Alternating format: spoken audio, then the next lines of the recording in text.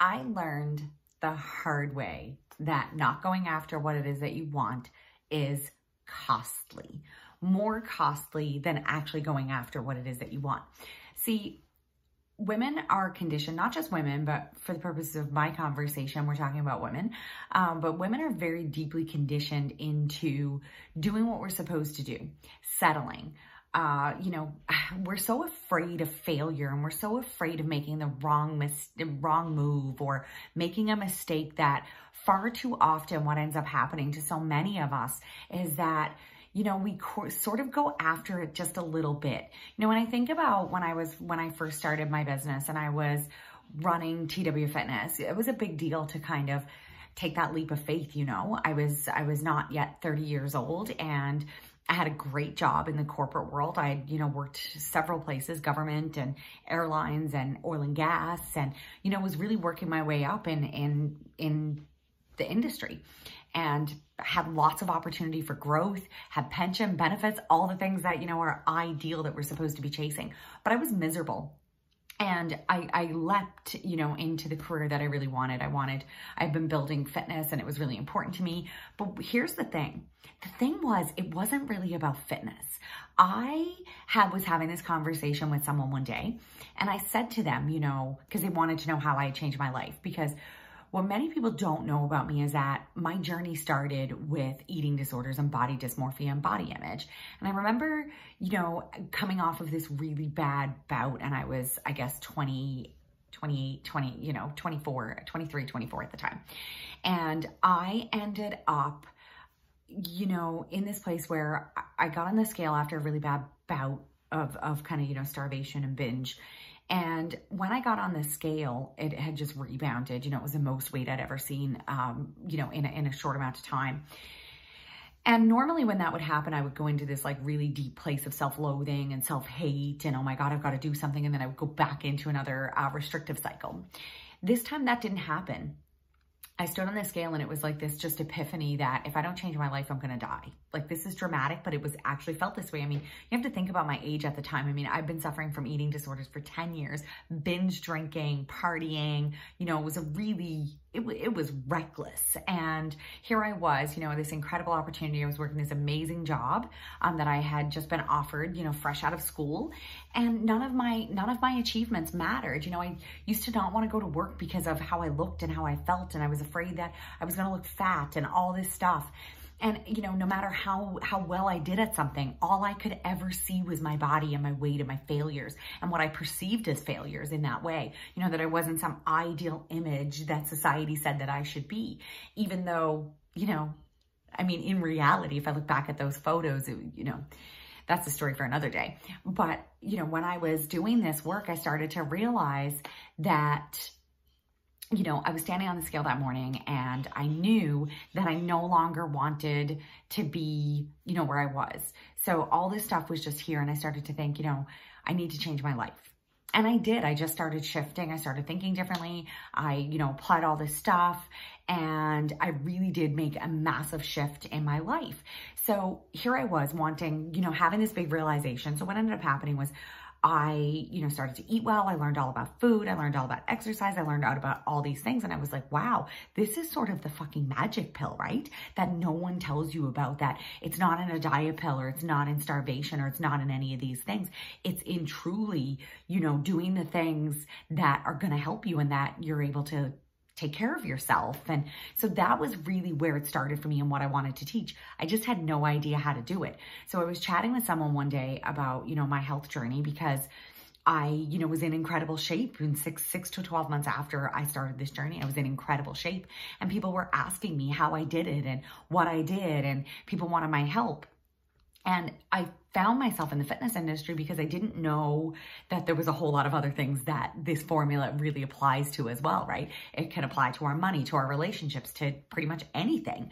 And, it's about how we create our own reality, and how, we think that we try to shortcut things a lot of the times, and that's based on conditioning and, what society tells us to be, instead of us actually following what's right for us and doing what's right for us.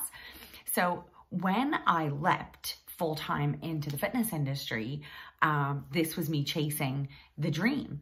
But what I didn't realize was that I didn't want to just give people, you know, a program to help you lose like 10 pounds for the cruise. I wanted to truly help people create that inner change, because it's the inner work that will change the outer work, right? It will change your outer world. It's what you do inside. It's how you think. It's how you feel.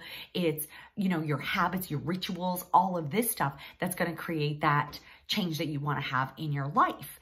So, you know, when it came time, I started to realize, when I was in the fitness industry, I started to feel trapped, because a lot of people were just coming for that like 10 pounds to lose for the cruise, or you pissed their ex-husband off at a wedding, or, you know, something like this. And while we can laugh about those things, ultimately it wasn't really fulfilling me in the way that I wanted to be fulfilled. And I felt like I was sort of trapped in these two places where weight and health and body and how we eat and all those things are still extremely important to me. And I want them to be a part of what I do, but I don't want them to be the only thing. And I don't want it to be only about, you know, losing that weight, because then what I was really trying to do was getting lost in that, right?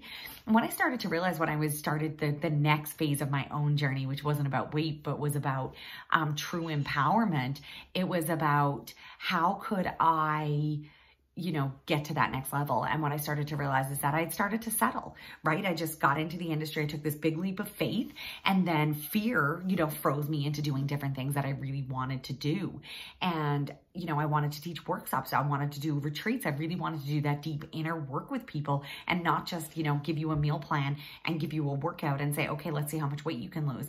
That's super exciting. And it's still something I love, you know, to see people be able to accomplish and achieve, because there's some really incredible power when we master our body, right? But if we only master the body because we're just, you know, sticking to some rapid formula, then it never really ends up helping us in the long run, because what happens is the minute that something goes wrong, then, you know, everything goes with it. But if you do that deep inner work, if it's about your money, your relationships, your business, your job, you know, your body image, any of these things, when we start applying these formulas, it lasts for a very long time, ultimately forever. You know, I've been very open about my medical journey through getting diagnosed, getting really sick, and then getting diagnosed with Hashimoto. And I tell people all the time, I don't know how sick I would have been if I didn't have such deep habits. And also because I cared so much about my body, because I really shifted away from that, you know, culture of self-hate around our body and the way we look. And if I hadn't shifted out of that, I can't imagine where I would have been or what would have happened and how ugly it could have gotten for me during my sickness. And instead, you know, because I really had that deep belief in myself and my body and how much I loved and cared about myself, that I was really able to do the things that I needed to help me ultimately get a diagnosis and then start to get well.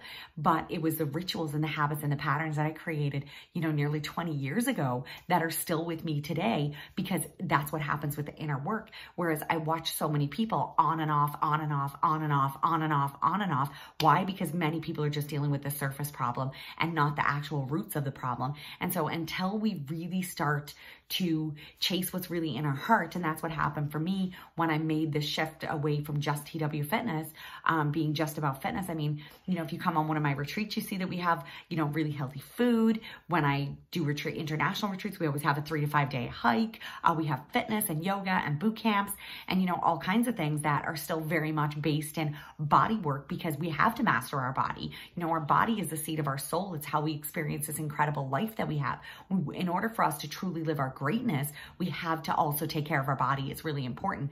But the reason and the why and your intention about what it is that you're taking care of makes a huge difference. And so for me, instead of just settling, it would have been really easy to settle and stay in this chunk to say, okay, this is what I'm going to give people because this is what people are willing to pay for. But it didn't fulfill me that way.